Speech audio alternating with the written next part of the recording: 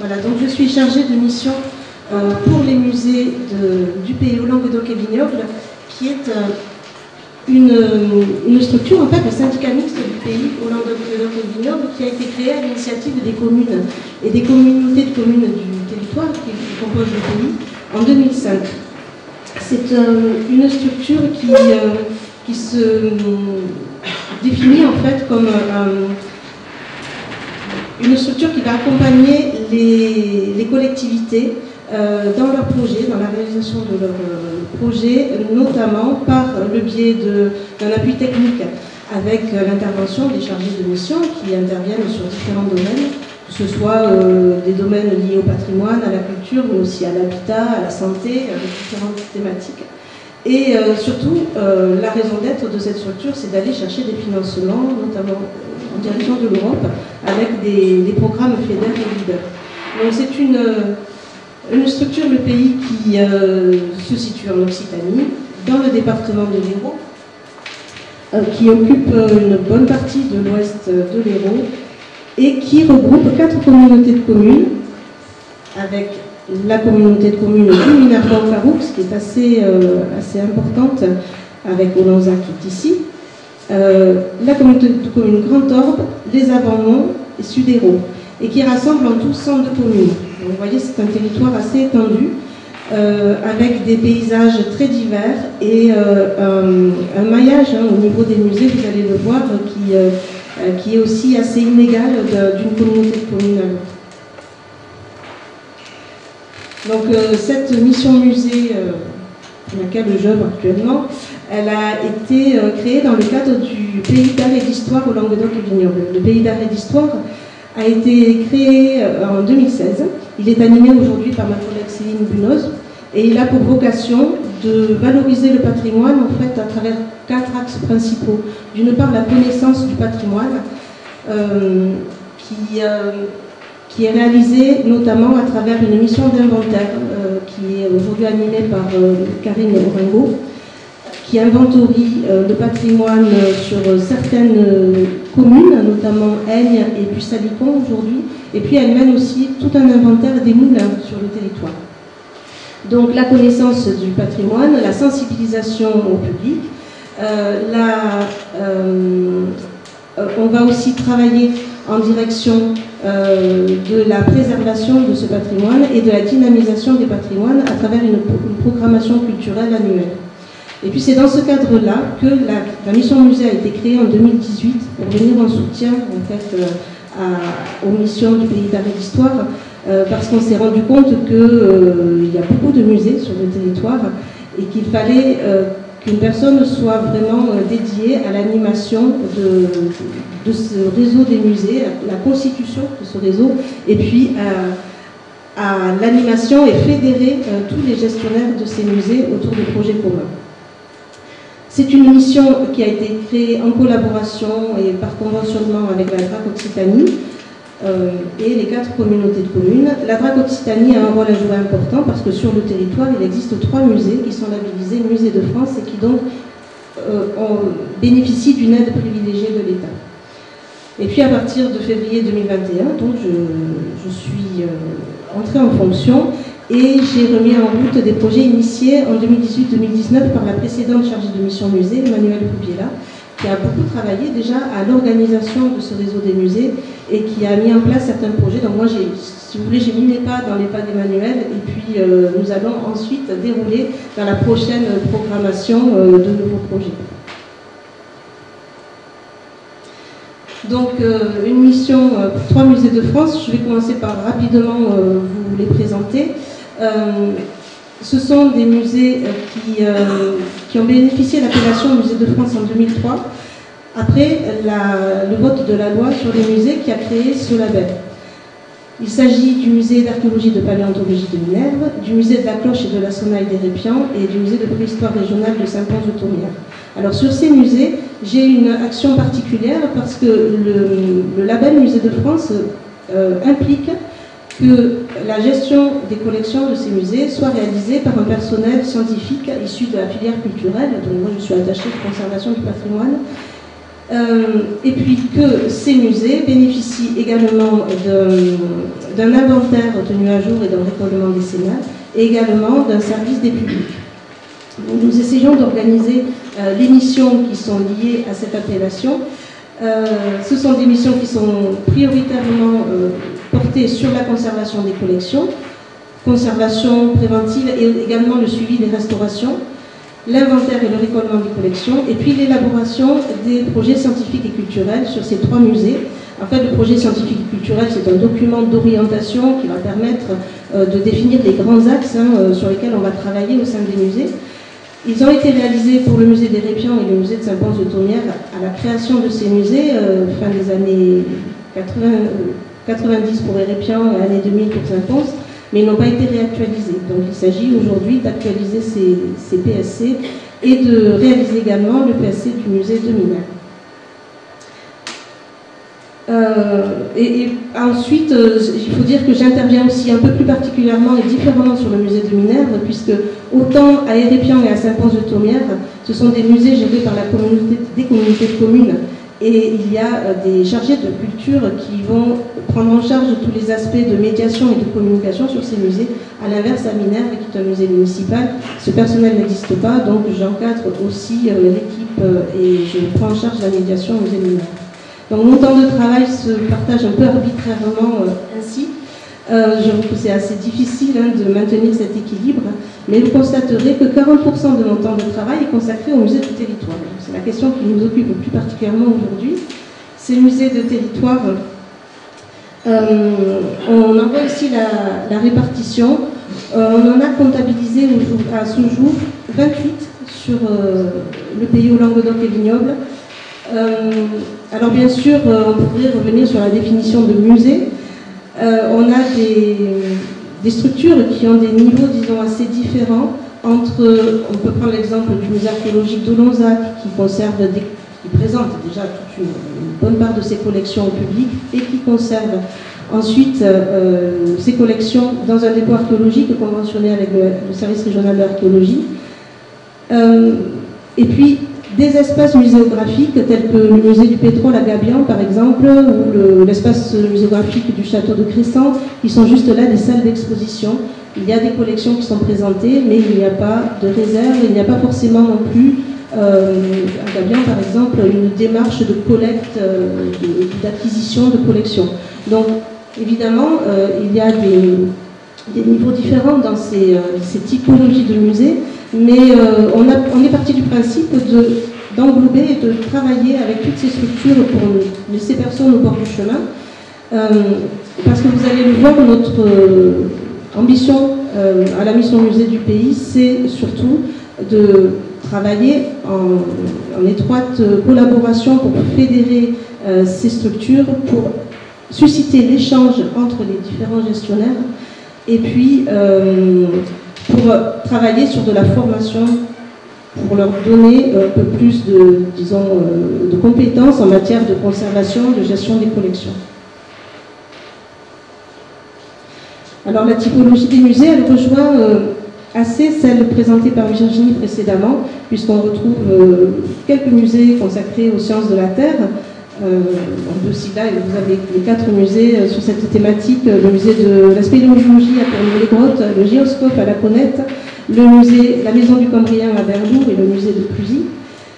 L'archéologie est très présente sur le territoire, elle est centrale dans 6 musées, le musée de Saint-Pons, le musée de Lonzac, le musée de Minerve, le musée archéologique de Carante, le centre archéologique de Payan, et également l'abbaye de Foncode, qui a une collection de sculptures assez importante.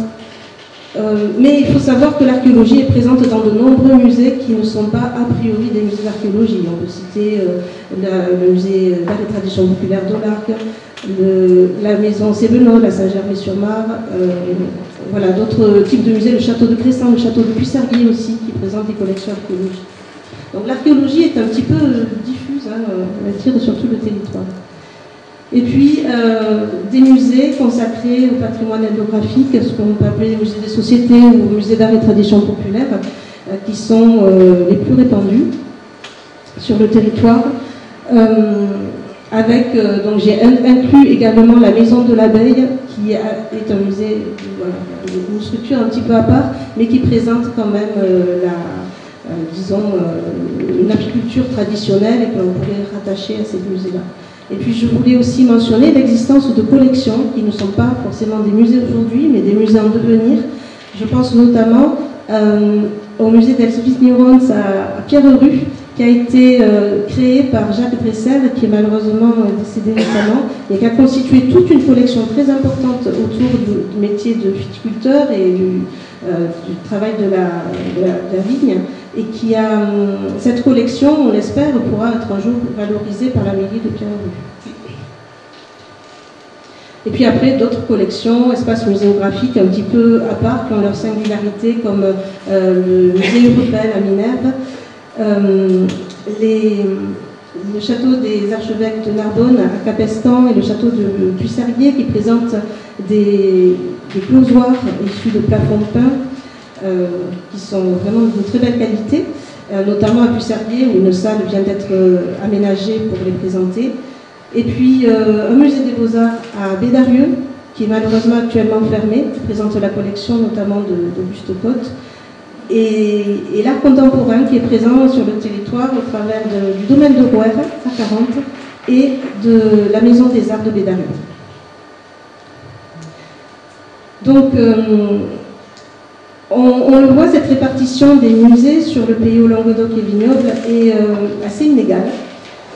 Les amants, par exemple, à part le musée de Gabian qui est ici, on est à Vaillant. Alors on a intégré sur cette carte aussi, je ne l'ai pas précisé, des centres de ressources comme le CRED à Vaillant qui travaille beaucoup sur l'environnement et le développement durable, le centre Cébéna à Aulargues et puis le centre de documentation du parc naturel régional, qui sont des structures qui ne sont pas évidemment des musées, mais qui sont des structures de ressources, si vous voulez, des partenaires qui vont pouvoir produire des savoirs qui vont être réinvestis dans les musées. Donc on travaille aussi avec ces structures.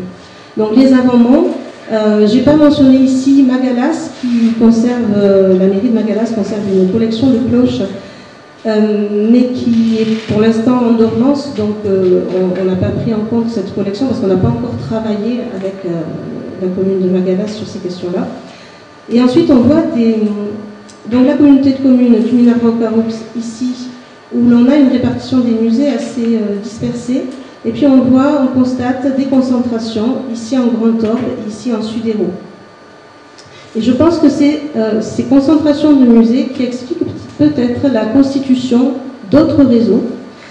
Le réseau des musées en Grand Orbe, ici, et le réseau des musées de territoire Sud-Hérault, qui sont chacun animés par une chargée de la culture, Lucie Jacquemin, pour Grand Orbe, et allez, excusez-moi, je me trouve. Magali, Virginie, Marjorie Clément, pardon, Marjorie Clément pour Sud-Hérault. Donc on a assez rapidement constaté que ce n'est pas facile de s'y retrouver, et pour les gestionnaires de musées et pour le public, entre ces réseaux de réseaux. Donc le réseau des musées de territoire du département, le réseau des musées du pays d'histoire Languedoc et vignoble et le réseau des musées Grand Orbe et Sud-Hérault. Donc assez rapidement, on a mis en place un mode de fonctionnement entre nous quatre, chargés de ces réseaux, pour travailler en collaboration. Et c'est un travail qui est très complémentaire. Par exemple, le réseau des musées en Grand Orbe va travailler au niveau de ce secteur à l'organisation de visites guidées, commentées, qui s'échelonnent tout l'été à travers un parcours sur ces différents musées. Donc là, on est vraiment dans de l'animation en direction du grand public de ces musées, de ces collections. Le réseau des musées de Sud-Hérault travaille beaucoup sur la communication en publiant des plaquettes, des livrets de présentation de ces musées. Donc on est là aussi encore sur une autre façon de valoriser ces musées.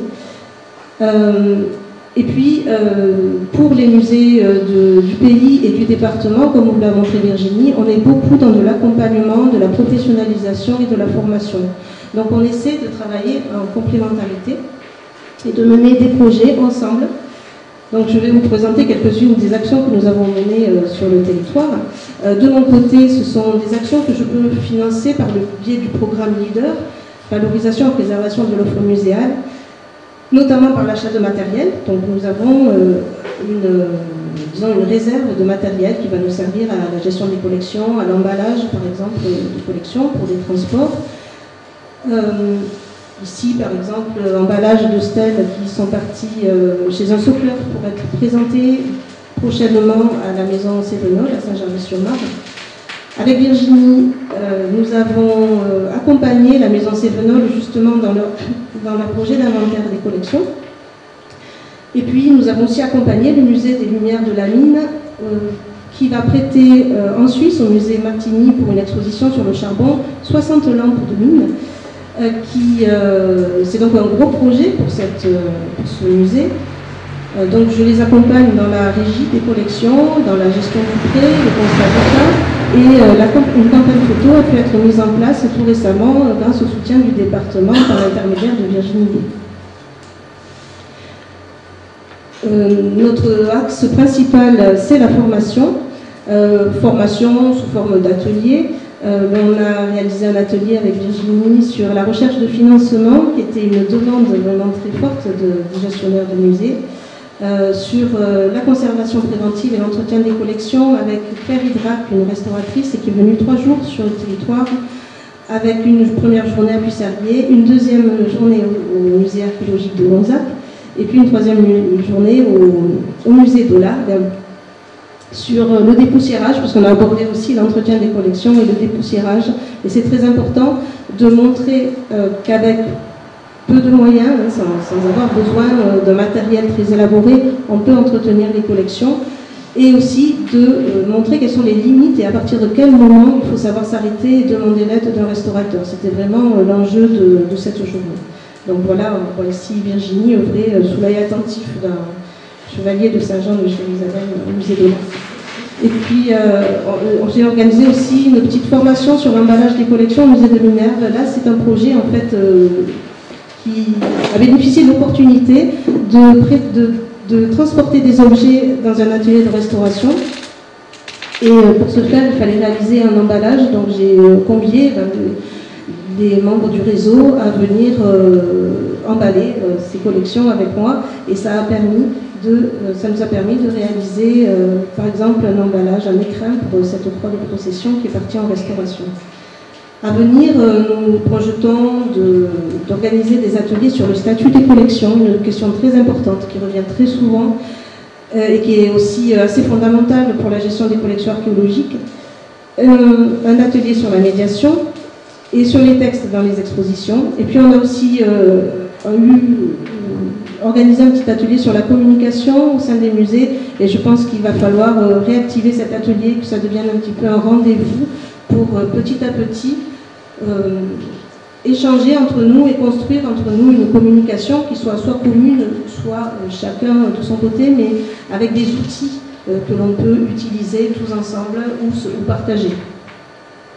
Donc l'objectif de ces formations, c'est que on soit vraiment dans du concret, que les connaissances que l'on transmet puissent être réinvesties et qu'on puisse vraiment, que les gestionnaires des collections puissent vraiment réinvestir ces données dans leur travail quotidien.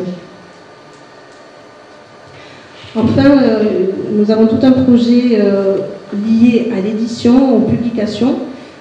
Alors nous sommes très contents d'avoir enfin pu sortir cet été le livret parcours « Les musées se racontent » que vous avez à disposition à l'accueil, vous pouvez bien sûr en prendre. C'est une façon de présenter les musées qui est assez originale, puisque l'on a demandé à chaque gestionnaire de ces structures de raconter une histoire, soit relative à la création du musée, ou une anecdote, ou un personnage qui parle, ou un lieu qui raconte. Donc c'est sous la forme du récit que l'on va porter à connaissance du public toute la richesse patrimonial de ce territoire. Avec une campagne photo qui a été réalisée par Florence Renner, nous sommes allés dans tous ces musées pour photographier. En fait, il y a une seule photo qui a été choisie dans le livret, mais il faut savoir que Florence a pris une centaine de photos sur chaque établissement, et ce qui a permis ensuite de constituer un fonds photographique pour ces musées qui pourront réutiliser ces photos librement, elles sont libres de droit. Il suffit juste, je le précise bien, de bien noter le nom de la photographe en copyright, ça c'est important pour elle. Et du coup, les musées ont cette banque de photos qui peut être réutilisée dans leur support de communication ou à toute occasion. Et puis, nous avons donc, comme je le disais tout à l'heure, commencé une collaboration avec le service des archives départementales pour certaines prises de vue, pour accompagner certains projets, et notamment, en l'occurrence, c'est pour la publication du catalogue d'exposition de l'exposition du musée de Martigny sur les lampes de lumière. À venir, nous sommes en train de travailler sur un catalogue des collections dites remarquables, donc on va choisir certaines collections que l'on va présenter avec des textes qui iront un petit peu plus loin. On va demander à certains chercheurs aussi de collaborer à ce catalogue pour montrer la richesse de ces collections en ligne cette fois-ci. Donc là, c'est un projet qui commence à se dessiner. Voilà, je vous remercie de votre attention. Je voulais juste insister sur le fait que ce réseau des musées, ce travail en collaboration avec les autres gestionnaires chargés de réseau des musées du territoire, ça a vraiment pour but de fédérer les gestionnaires des musées. Je n'ai pas précisé, mais on a sur les 28 musées qui sont présents sur le territoire, 15 sont des musées associatifs. Ensuite, on a 5 musées qui sont des musées gérés par une commune, 3 par une communauté de communes et 5 qui sont des musées privés. Et donc, le monde associatif est vraiment la cheville ouvrière entre la gestion de ces musées, on peut le dire. Et c'est important, je pense, pour tous ces gestionnaires de se retrouver, d'échanger, de sortir de leur isolement et de partager, d'être beaucoup dans le partage des connaissances. Donc voilà, j'espère que ce travail que l'on mène ensemble et qui commence à se structurer va porter ses fruits, et puis on va essayer de gagner en cohérence surtout dans notre travail en réseau. Voilà, je vous remercie.